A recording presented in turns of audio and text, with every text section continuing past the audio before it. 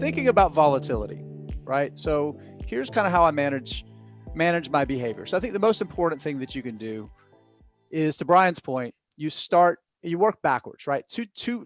It's too often we start with the stock price and we work forwards from the price we're trying to get. And if the stock price doesn't move the way we think it should, then we think it's up to us to do something about it, right? And we're doing it backwards.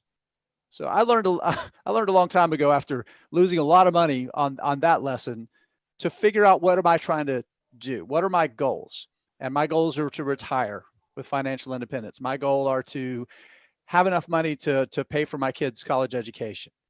My goal is to, get to that point where I have that financial independence, where I have total control over over my financial decisions, and I'm not relying on somebody else paying me to make sure that I can do the things that I want to be able to do. So I have dates that are attached to those goals, right?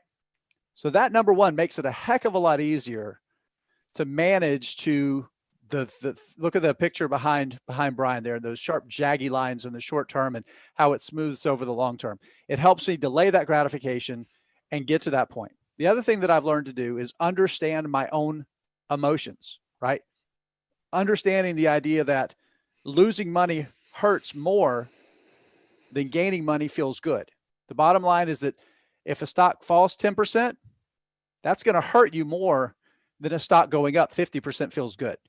That's just human nature. That's baked into us. But once you understand that, it's easier to manage through that sort of thing.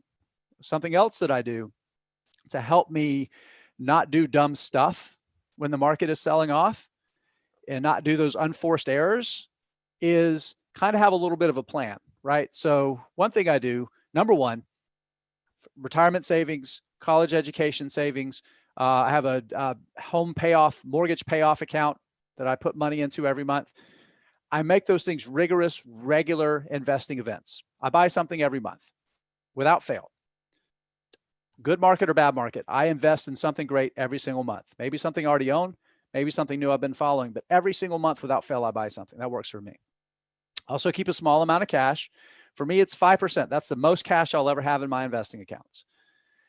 If we see a 10% market drop over a short period of time, say the S&P 500 from a recent high to a recent low falls 10%, I'm going to take half that money I have in cash and I'm going to invest it in my favorite stocks that have fallen more. If we see a 20% drop from that recent high, that only happens like once every 8 or 10 years or so historically. I spend the half of what I have left. If we get a 30% drop, I blow out everything I have. I've seen 30% drops in my 20 years or so of buying stocks. You usually don't see that many. So the point is, I don't have too much cash, but I have some cash, but it keeps me from being dumb.